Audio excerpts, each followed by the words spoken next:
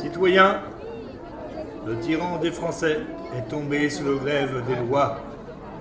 Que la liberté respire, que la patrie relève sa tête triomphante, mais que tous les bons citoyens veillent encore qu'ils déploient la sainte énergie à laquelle le châtiment des rois doit les élever.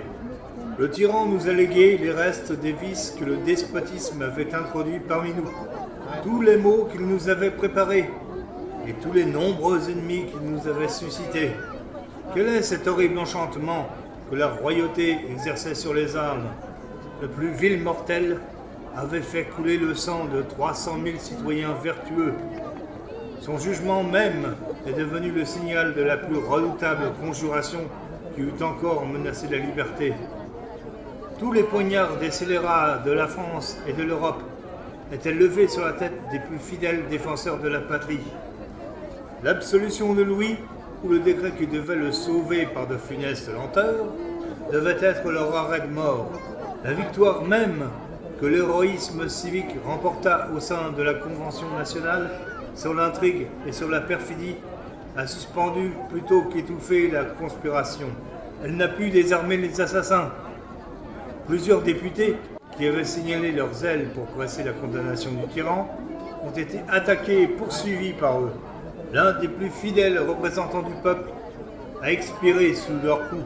Le jour où la mort du dernier des rois devait consoler l'humanité, elle a eu à pleurer l'horrible assassinat commis dans la personne de l'un de ses plus zélés défenseurs. Michel Lepelletier a précédé le tyran lui-même au tombeau. Citoyens, arrêtons-nous devant l'urne qui renferme la sang d'un héros de la patrie. Arrosons-la de larmes terribles à tous les tyrans. Citoyens, amis de la liberté et de l'égalité, c'est à vous qu'il appartient d'honorer la mémoire des martyrs de cette religion vraiment divine dont nous sommes les missionnaires. Nous avons vu Lepelletier, dès le commencement de la Révolution, combattre constamment au premier rang des défenseurs de la liberté. Lepelletier était noble. Lepelletier était à la tête de cette corporation puissante qui partageait l'autorité souveraine avec le despotisme royal. Lepelletier jouissait d'une fortune immense. Lepelletier se dévoua pour la cause de l'égalité et de l'honorable indigence. Loin de prostituer comme tant d'autres à l'intrigue et à l'ambition ses talents distingués, vantés par la Révolution même, il les consacra constamment à la défense des principes éternels de la morale et de la philosophie. Éloigné de tout faste et de toute prétention, il employait dans le silence une partie de ses richesses au triomphe de la liberté et au soulagement de l'humanité souffrante. Dans le département de Lyon, dont il était député, à Paris, dans tous les lieux où ses possessions étaient situées, il fut l'appui des indigents, le défenseur des malheureux, l'ami des patriotes. Ce sont des cris douloureux que les infortunés, soulagés par ses soins, ont poussés à la nouvelle de sa mort, qui nous ont révélé la moitié de ses vertus, que sa modestie dérobait à la reconnaissance des citoyens.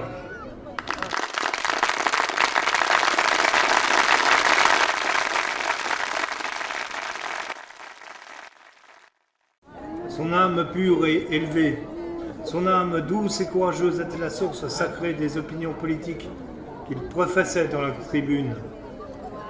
S'il manquait à son éloquence cette véhémence qui atterre le crime, il possédait dans un plus haut degré la force de la raison et la douceur des formes qui attirent la faiblesse et qui éclairent la bonne foi. Mais c'est dans cette dernière période de la Révolution qu'il déploya sa grande âme tout entière.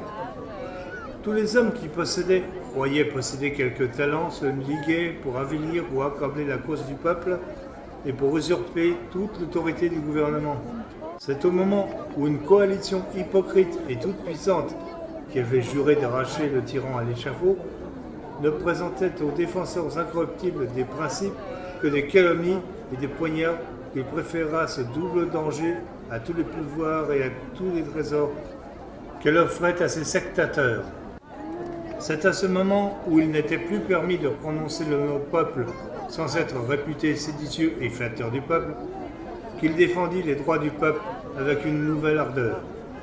Il se déclara l'ami, le compagnon d'armes des députés républicains dans le moment où une armée de libellistes, stipendiés par un ministre coupable et par la faction dont il était l'instrument, les dévouait au mépris public et à la rage des conspirateurs sous le nom d'anarchistes, d'agitateurs et de factieux.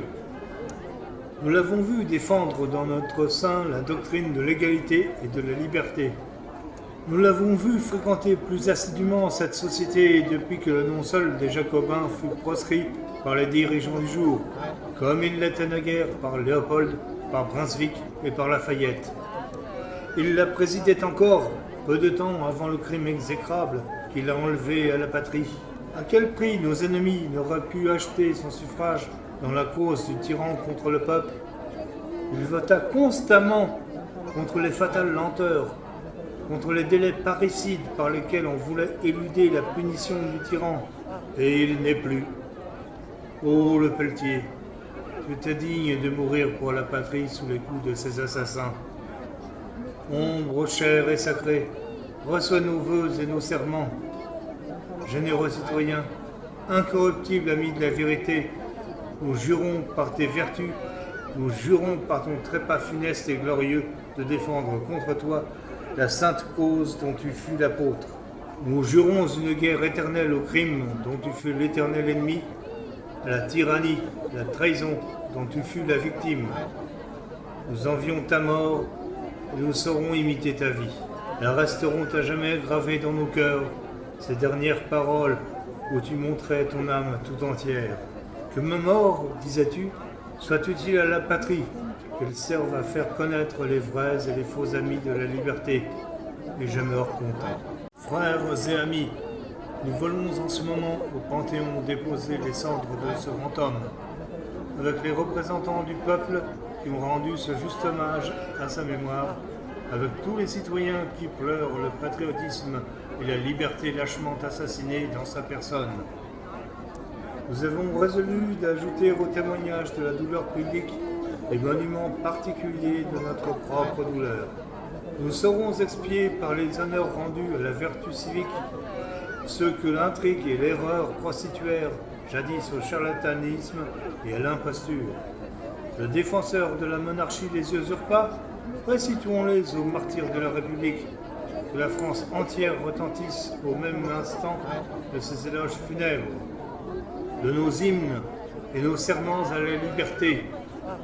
Que l'aristocratie frémisse, que l'intrigue rentre dans le néant et que tous les despotes de la terre lisent leur destinée écrite sur la tombe du héros que nous célébrons et sur l'échafaud du dernier de nos tyrans.